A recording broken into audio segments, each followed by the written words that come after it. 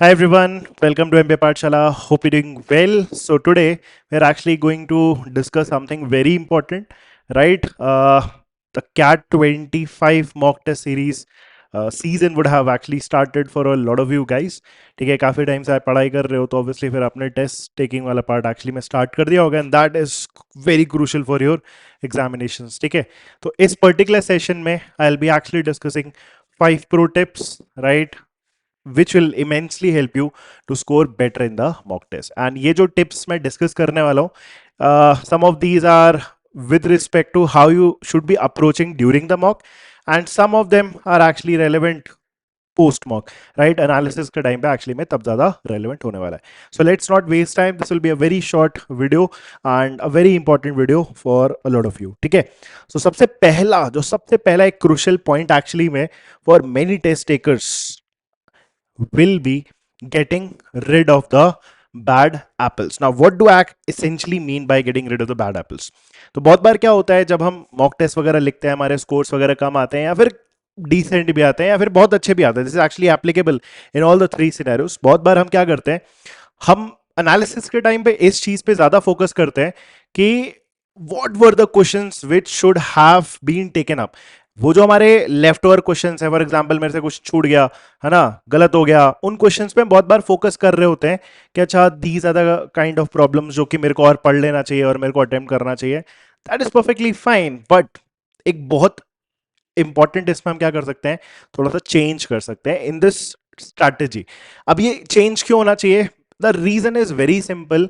बहुत बार क्या होता है ना, हमें अगर ये रियलाइज हम करें ना कि हमारे पास टाइम क्या लिमिटेड है, हमारे पास 40 मिनट्स ही है for every section, be it quant, be it for LRDI, be it for verbal.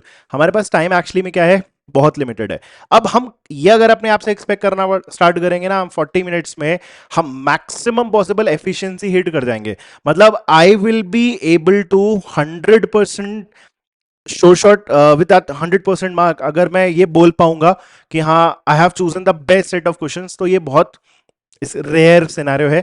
कभी ना कभी कुछ ना कुछ आपका अच्छा वाला छूटेगा. सो इस पर्टिकुलर टिप में मैं आपको क्या एडवाइस करने वाला हूं, don't freight too much about things which you have left out. Definitely उसको एनालाइज करके अपने को पढ़ना है एंड उसको इंप्रूव करना है, बट मॉक के टाइम पे you should make a very small change. Not just think about things which you have left out, ये छूट गया या फिर गलत हो गया.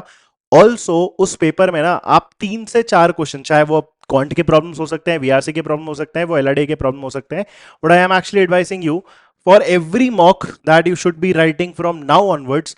हर मॉक के एंड में, depending on the questions, number of questions you would have solved, let's say at least आप 2-3 क्वेश्चंस, एटलीस्ट 2-3 क्वेश्चंस आप क्या करो, हर मॉक के एनालिसिस के टाइम पे ये फिगर आउट करो, उनको फिगर आउट करो विद द रीजनिंग कि these were the questions which hampered my entire set of paper and hence we are actually calling them bad apples. Because ऐसे कुछ क्वेश्चंस होंगे जिनको आपने ईगो की वजह से या फिर जस्ट बिकॉज आपने वो टॉपिक पढ़ रखा है. For example someone might think कि ही और she is very good at TSD, for example arithmetic में बहुत अच्छे हैं तो चलो टीएसडी भी अटेम्प्ट करेंगे, but sometimes TSD problems do take a lot of times. ठीक है, अगर शॉर्टकट नहीं समझ में आया तो इक्वेशन में फंस जाओगे, टाइम बर्बाद कर देगा. Some let's say engineer for example out there might think कि अभी 11 12 में तो हमने सब कुछ पढ़ा हुआ है, फंक्शंस पढ़ा है, प्रोग्रेशंस पढ़ा है, एंड ही और she might get stuck into a single series and sequences problem कि फॉर्मूला बेस्ड ही तो है, इतना कुछ तो हमने आरडी शर्मा वगैरह लगा रखा है तो क्यों नहीं बन जाएगा. But at the scene, at the like crime scene example के लिए मॉक टेस्ट के टाइम पे he or she might get stuck in that particular question itself and पूरा का पूरा पेपर में टाइम अपना क्या हो गया, वेस्ट हो गया.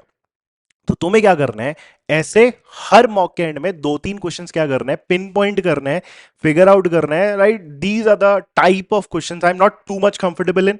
आई might think I might be good at them but I am not. And वो रियलिटी जितना जल्दी अपने को स्ट्राइक करेगी, that's the best part about this whole process. ये एक्चुअली में एक कॉर्पोरेट टर्म भी है.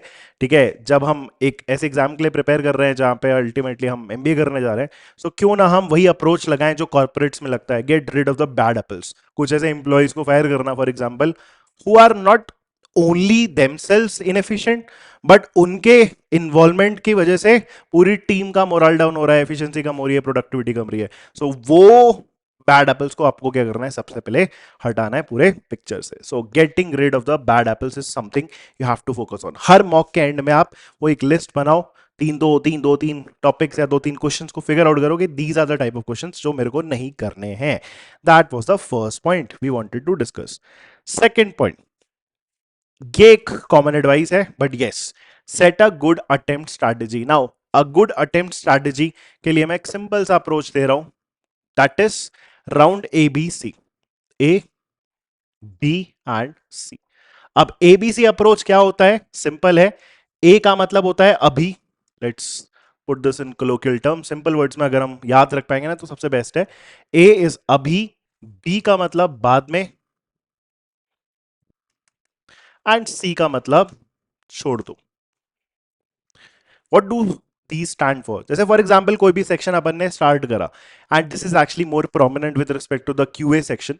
तो क्यूए का सेक्शन अगर आपने स्टार्ट करा तो आपने क्या करना है, पहला क्वेश्चन खोला, पहला क्वेश्चन को तुरंत ऑन द स्पॉट डिसाइड करना है, अभी करना है, बाद में करना है, या फिर छोड़ देना है. अभी करना है होने का क्या क्राइटेरिया होना चाहिए कि ठीक है ये मेरा एरिया पढ़ा हुआ है, कंफर्टेबल एरिया है, इसके बहुत सारे क्वेश्चन हमने लगा रखे हैं. दूसरा क्वेश्चन पढ़ते ही साथ अपने को समझ आ गया अच्छा इसका बेसिक आइडिया क्या है, पूरी पिक्चर हमारे सामने क्लियर हो गई. अगर ऐसी कुछ इक्वेशन बनेगी, ये रीअरेंज होगा, क्रॉस मल्टीप्लाई होगा, एंड आंसर निकल के आ जाएगा. या फिर थोड़ा बहुत नंबर्स का हिडन ट्रायल है, नंबर ऑफ फैक्टर्स वगैरह है, फॉर्मुला बेस्ड है, simple things around that particular problem, ये तुरंत आपको स्ट्राइक कर गई, पूरा प्रोसेस क्लियर है. आंसर नहीं दिख रहा है बट आपको पता है कि यहां से वहां तक जाना है बस. तो वो क्या हो गया हमारा राउंड वन का प्रॉब्लम, दैट इज अभी ऑन द स्पॉट उस क्वेश्चन को क्या करना है, अपने को सॉल्व करना है, ऑब्वियसली केयरफुली. सेकंड पॉसिबिलिटी क्या है, I look at a problem and then I would say okay ठीक है, पढ़ा हुआ टॉपिक है, जैसे फॉर एग्जांपल टीएसडी हो सकता है या फिर फंक्शन हो सकता है, ठीक है पढ़ा हुआ टॉपिक है, इसको पढ़ते ही साथ मुझे पूरी पिक्चर रोड मैप क्लियर नहीं हो रही कि how to actually solve this particular problem. थोड़ा सा इसमें R&D करना पड़ेगा, थोड़ा एफर्ट लगेगा, सोचना पड़ेगा कि कैसे सॉल्व होना है. थोड़ा बहुत सॉल्व करने के बाद हो सकता है मेरा आंसर आ जाए, बट हाँ पूरी क्लैरिटी अपने को नहीं है. I might do this, I might not do this. तो उस क्वेश्चन को क्या करना है, तुरंत से बाद बी कैटेगरी में बिलोंग करना है और उसको छूना भी नहीं है उसके आगे. उसके बाद उसको क्या करना है, mark for review and next करना है, सो दैट उसके ऊपर वो पर्पल मार्क बन जाए, ताकि जब आप घूम फिर के वापस पेपर में वापस सेक्शन सॉल्व करने आओगे तो आपको दिखेगा कि these are the next set of problems I will be attempting. तो आपको वो क्लियर आपको कलर भी दिखना चाहिए, हाँ इस पे लौट के आना है, नहीं तो फिर वही रैंडम पूरा पूरा पेपर फिर डिस्ट्रीब्यूट हो जाएगा, फिर सारे क्वेश्चन हम एक एक करके देख रहे हैं. So do not make that mistake. उसको हम क्या करेंगे, mark for review and next करेंगे, बाद वाले कैटेगरी में क्लासिफाई करेंगे. Then comes the last C category problems. छोड़ दो, क्या करना है, सिंपल एडवाइस ये छोड़ दो. प्रॉब्लम पढ़ते ही समझ में आया, पढ़ा ही नहीं है, आता ही नहीं है, कोई प्रॉब्लम ही नहीं है. सबसे बेस्ट तो ये काइंड ऑफ प्रॉब्लम्स होते हैं, because these are the problems जिसको मुझे छोड़ना है. अब सिंपल भी हो सकता है फॉर एग्जाम्पल, बट अगर आपने कभी पढ़ा ही नहीं है, पीएनसी का सबसे सिंपलेस्ट प्रॉब्लम हो सकता है, बट आपको जीरो आइडिया है पर्टिकुलर प्रॉब्लम का, तो फिर उसमें क्यों हम अपना टाइम वेस्ट करेंगे. सो सिंपलेस्ट एडवाइसेस छोड़ दो. यही आपको हर क्वेश्चन के लिए, क्वेश्चन नंबर 1 से लेके 22, फॉर एग्जाम्पल 22, तो 1 से लेके 22 क्वेश्चन के लिए ये सेम अप्रोच लगानी है. जब आपके 22 क्वेश्चन आपने सारे देख लिए, 25-30 मिनट्स रफली हुआ होगा, you would have some questions in your bag, green colour में दिख रहा होगा, बढ़िया. उसके बाद तुम्हें अब पता है कि जो रिमेनिंग आपका 10 मिनट्स है उसको आपको कहां पे इन्वेस्ट करना है. उसमें रैंडमनेस नहीं होनी चाहिए, बिकॉज लास्ट के 10 मिनट्स में अगर रैंडमनेस हुई, ये कर रहे हैं, ये कर रहे हैं, ये कर रहे हैं, ये कर रहे हैं, ये कर रहे हैं, ये कर रहे हैं, बस क्वेश्चन पैलेट में हम घूम रहे हैं, उसमें क्या हो जाएगा, वो 10 मिनट्स कब बर्बाद हो जाएगा, कब पास आउट हो जाएगा, you will not even know. वो करना ही पॉसिबल नहीं होता है.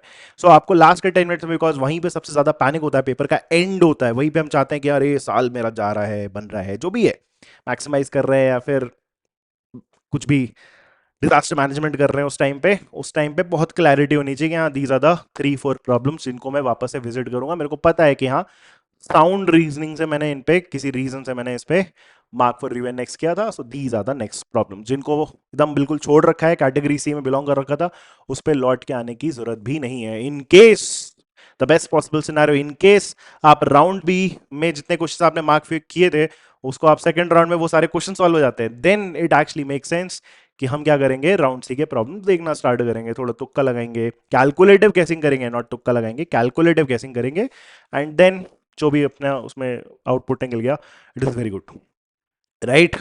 That is the next main advice. Third, fill the learning gaps after every mock. Now this is very important because a lot of times candidates do make the mistake कि number तो सुन लेते हैं कि साल भर में मेरे को 100 मॉक लिखना है, 40 मॉक लिखना है, 20 मॉक लिखना है, 60 मॉक लिखना है. I would very blatantly say, outrightly say, number of mocks is not directly proportional to the score you'll be getting in the actual CAT exam. Every year and after year, लोग ये गलती करते हैं कि sir number of मॉक्स पे focus करके analysis वगैरह part करते ही नहीं है. एनालिसिस वाला पार्ट करने में सबसे एक मेजर चीज आपकी यही है कि आपको अपने लर्निंग एप्स को क्या करना पड़ेगा, फिल करना पड़ेगा. Now what do I actually mean by filling the learning apps? तो सिंपल सी चीज ये है कि आप जब मॉक एनालाइज कर रहे हो, क्वांट का पूरा सेक्शन देख रहे हो वापस से, यू हैव टू नो कि अच्छा this is a kind of problem जिसमें मेरा टाइम बर्बाद कर रहा हूं, या मैं इसको लंबे तरीके से कर रहा हूं, इसका शॉर्टकट दिया सोल्यूशन में, उसको सीखना है. या फिर ये टॉपिक मुझे लगता था कि ये स्ट्रांग है, बन सकता है, बट मैं इसमें बार बार सिली मिस्टेक्स कर रहा हूं, कुछ कॉन्सेप्चुअल एरर है, ठीक है, कुछ फंडामेंटल एरर है, ये सब आपको मॉक के टाइम पे फिगर आउट करना है. एंड ऐसा नहीं है कि उसी टाइम पे फिर आप क्या करो, उसी क्वेश्चन को सॉल्व करके हो गया, ये एनालिसिस होगी. ऐसा नहीं है. अगर आपको समझ में आ रहा है कि ये टीएसडी में टाइम कांस्टेंट रख के distance is directly proportional to speed, ये वाले कॉन्सेप्ट पे आपके कमांड बहुत अच्छी नहीं है, आप बार बार गलती कर रहे हो, रेशो आप बना नहीं पा रहे हो, विजुलाइज नहीं कर पा रहे हो पिक्चर, तो आपको क्या करना है, जाके जो भी आपने मटेरियल को रेफर कर रखा है या फिर हमारी क्लासेस कर रखी है, जाके सारे वीडियोस देखने होते, सर के सारे वीडियोस देख डाले. आपको ऑन द स्पॉट क्या करना है, उस बीमारी को ट्रीट करना है. जब तक आप उस बीमारी को ट्रीट नहीं करोगे, जब तक आप उस वीकनेस को ट्रीट नहीं करोगे, it absolutely makes no sense going into the next mock. तो यही है, एक मॉक से दूसरे मॉक के बीच में जो आप करते हो वो डिटरमाइन करता है कि आपका स्कोर इंक्रीज होगा या नहीं होगा. अगर आप वो पार्ट नहीं करोगे, अगर आप उसको रैंडम रहने दोगे, तो फिर क्या होगा, किसी मॉक में आपके फेवरेट एरिया से क्वेश्चन आया तो स्कोर ज्यादा हो जाएगा, फेवरेट एरिया से क्वेश्चन नहीं आया, आपके वीकनेस वाले एरिया से स्कोर है, लाइक क्वेश्चन आए, तो आपका स्कोर गिर जाएगा. जब तक आप अपने स्ट्रॉन्ग एरियाज को और स्ट्रॉन्ग नहीं करोगे, जब तक वीक एरियाज को और स्ट्रॉन्ग नहीं करोगे, या फिर मॉडरेट लेवल पे एटलीस्ट लेके नहीं आओगे, तब तक आपका स्कोर इंक्रीज होना will only depend on chance, composition of the paper. तो चांस पे क्यों बेस्ड होना चाहते हो? यू नेवर नो कि एक्चुअल कैट में कौन सा कॉम्पोजिशन आएगा. सो मेक श्योर कि एक मॉक से दूसरे मॉक में जब भी आप जाते हो, तो आपको क्या करना है, अपने गैप्स को फिल करना है, लर्निंग गैप्स को, फंडामेंटल इश्यूज, कॉन्सेप्चुअल इश्यूज जो भी है, उनको वहीं ऑन द स्पॉट क्या करना है, पढ़ना है. तभी एटलीस्ट टेक अ, लाइक अभी के टाइम पे तो एटलीस्ट आपको एक हफ्ते का गैप रखना चाहिए. मूविंग इनटू सितंबर अक्टूबर वगैरह, उस टाइम पे 3 दिन 4 दिन का गैप हो जाता है मॉक्स में. एंड ऑल्सो वेरी इंपॉर्टेंट, ऐसा नहीं है कि यही लर्निंग गैप्स फिल करने वाला पार्ट मैं आपको बोलूंगा कि अभी आप हमेशा नवंबर तक करो. No no no no, that absolutely makes no sense. जो लर्निंग गैप्स है, फॉर एग्जांपल ये टॉपिक आपको नहीं आता, गलत हुआ, तो इसको ऑन द स्पॉट आपने जाके रिवाइज करा, उसके क्वेश्चंस लगाए, फिर आपने अगला क्वेश्चन एनालाइज करना स्टार्ट किया मौका. ये प्रोसेस सिर्फ आप अपने नेक्स्ट 3 4 5 महीने ही करोगे. सितंबर के बाद अक्टूबर एंड नवंबर मंथ में, right, in the month of October and November, मेरी एडवाइस आपके लिए चेंज हो जाएगी. Don't fill your learning gaps. जो आपने सीख लिया है, उसी को और स्ट्रॉन्ग करते जाओ, वही आपको एक्चुअल मॉक में स्कोर देगा, कैट में स्कोर देगा. वहां पे बैठ के ये नहीं करना है, अरे लास्ट के 1 महीने में अरे पीएनसी का क्वेश्चन या फिर फंक्शन का प्रॉब्लम या फिर ग्रेटेस्ट इन द फंक्शन नहीं आता, चलो बैठ के ग्रेटेस्ट इन द फंक्शन पढ़ना स्टार्ट कर दे. नो नो, अभी तक मास्टर नहीं हुआ, अभी तक कंफर्टेबल नहीं हुआ है, तो वो टॉपिक लास्ट में एकदम एंड मौके पे कंफर्टेबल इतना नहीं होगा कि आप उस पर एप्लीकेशन लेवल प्रॉब्लम सॉल्व कर लो. सो उस टाइम पे टेंशन कम रखनी चाहिए न्यू टॉपिक्स की. अगर कंफर्टेबल है तो देख लेंगे, गो थ्रू कर लेंगे सिंपल वाला प्रॉब्लम, बट बहुत डेप्थ में जाके कोई भी एकदम वीक टॉपिक उठाने की जरूरत अपने को नहीं होती. तो उस टाइम पे हम लर्निंग गैप्स फिल ज्यादा नहीं करते, ठीक है. उस टाइम पे हम सिर्फ टेस्ट टेकिंग पे, स्पीड पे, ये सब चीजों पे फोकस ज्यादा करते हैं. So that is the third point. Next, fourth, focus on the tactical errors. Tactical errors किसी पर्टिकुलर मॉक में क्या होता है, वही बेसिक, अरे टाइम निकल गया, थक गए, ठीक है, मोरल डाउन हो गया, switching between the sections, for example VRC ठीक गया था, एलआरडीए एकदम डूब गया, एलआरडीए में 0 नंबर आ रहे हैं मेरे. तो ऐसा नहीं करना है, वही सिंपल एडवाइस है, ऐसा नहीं करना है कि एलआरडीआई में अगर 0 नंबर आपको दिख रहा है, ठीक है, 40 मिनट्स का सेक्शन है, 35 मिनट्स के बाद आपको दिख रहा है कि आपने कुछ नहीं करा है, वो प्रेशर आपको क्यूए के सेक्शन पे नहीं ले जाना है. Treat all the 3 sections as 3 individual sections. Sectional mocks की तरीके से उसको रीइमेजिन करने की कोशिश करो. इमेजिन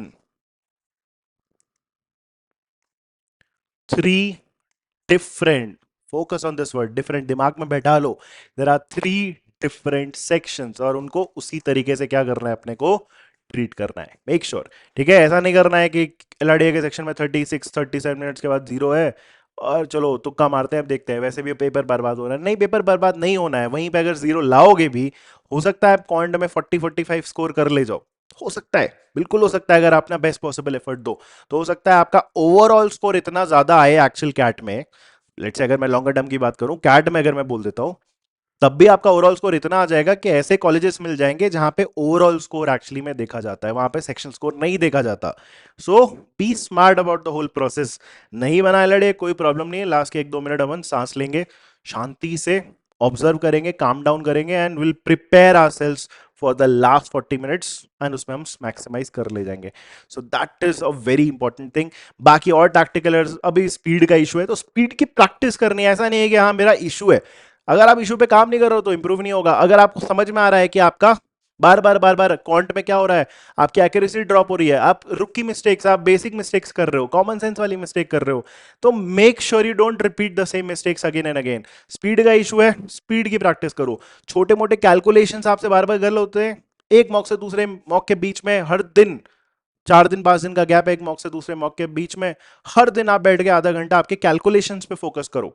जल्दी जल्दी मल्टीपल पीसेस ऑफ इंफॉर्मेशन हम गैदर नहीं कर पा रहे हैं, ढेर सारा कैलकुलो, ढेर सारा फोटोशॉपी, ढेर सारा आप सुडोकू सॉल्व करो, आपको कंसंट्रेट करने में हेल्प करेगा। And a very important thing concentration के टर्म्स में आई वुड ऑल्सो से, जब भी आप for example, now this is something I use to practise as an aspirant, जब भी आप कोई मॉक लिखना जा रहे हो या फिर एक्चुअल में कैट लिखने जाओगे ना, उससे थोड़ी देर पहले आप अपने दिमाग को क्या करो ना, वार्म अप करो। वार्म अप कैसे कर सकते हो, आप नॉर्मल रीडिंग से भी वार्म अप कर सकते हो, बट मैं सबसे ज्यादा प्रेफर क्या करता हूं, एक सुडोकू सॉल्व कर लिया, एक कैकिरो सॉल्व कर लिया, या फिर एक कोई फुटोशिकी सॉल्व कर लिया, इस टाइप के कोई भी पजल सॉल्व कर लिया, कैलकुलेटर सॉल्व कर लिया, माइंड स्वीपर सॉल्व कर लिया, आपका बस दिमाग क्या होगा ना, चलना स्टार्ट करेगा and then write a mock.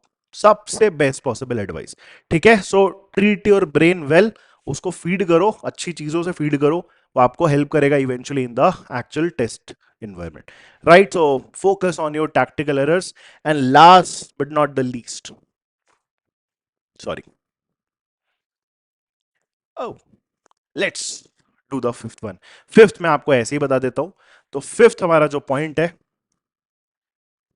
Slide missing, right, fifth point अपना अल्टीमेटली इतना सा है, with respect to the LRDI section, I would say LRDI section में बहुत बार हम इस चीज पे फोकस करते हैं, अब ये मेन स्ट्रीम एडवाइस है कि हम एलआरडीआई में क्या करें, everything actually depends on picking up the right set, बिल्कुल है, बिल्कुल है, picking up the right set is very very crucial to how the LRDI section will go, but उससे ज्यादा, but from my experience I have always always understood कि LRDI में picking the right set से ज्यादा leaving out the bad sets at the very crucial junction, it is more important.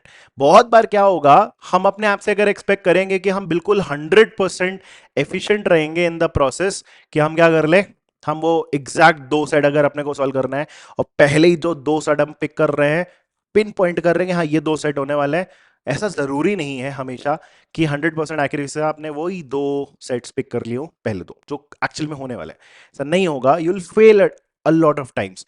The more important thing is to make a come back from the bad sets to the good sets. तो 4-5 sets है for example paper में, आपने अगर गलत set उठा भी लिया है तो you should have that courage, that confidence and that learning and that skill कि आप 6-7 मिनट के बाद आपको अगर समझ में आ रहा है दिस इज गोइंग नोवेयर, तो आपने क्या करना है, तुरंत से उस सेट को छोड़ के दूसरे सेट को विजिट करना है, बिकॉज इवेंचुअली अगर 40 मिनट का सेक्शन है तो आपके जो दो सेट एक्चुअल में सॉल्व होने वाला है ना, उनके लिए टाइम आपको 25 से 30 मिनट लगेगा, तो definitely are going to waste 10 to 15 minutes in the LRDA section. And वो वेस्ट बेसिकली इसी तरीके से होता है कि आप गलत सेट उठा लोगे, उस पे 4-5 मिनट वेस्ट होगा, then maybe you'll switch on to the good set जो एक्चुअली में सॉल्व होने वाला है। सो सिर्फ ये इंपॉर्टेंट नहीं है कि आपने सही सेट उठाया कि नहीं उठाया, ये भी इंपॉर्टेंट है कि अगर गलत सेट उठता है, जिसके चांसेस हमेशा रहते हैं, तो आपको वो कॉन्फिडेंस बिल्डअप करना पड़ेगा थ्रू मॉक्स, ऑब्वियसली थ्रू मॉक्स, कि आपने स्विच करा कि नहीं करा दूसरे किसी प्रॉब्लम सेट पे, एंड वहां से फिर अपने को एक दो सेट क्रैक होते हुए मिलेंगे, right. So do not get uh, like setbacks on a bad paper, right? You have to shift to the right side. इसको मैं लिख भी देता हूँ.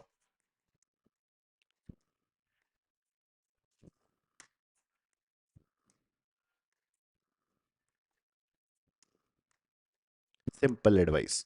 ठीक है, आई होप सबको मेरी बात समझ में आई. आपको इनकरेक्ट गलत सेट आपने उठाया है, उससे आपको अच्छे सेट पे बस स्विच होने आना चाहिए. And that is what I actually wanted to discuss in this particular video. Lastly, promotion thoda sa. Apex batch has already begun, so if you're looking for a cat 25 program, right, this is the batch for you. The links for to join this particular batch are there in the description.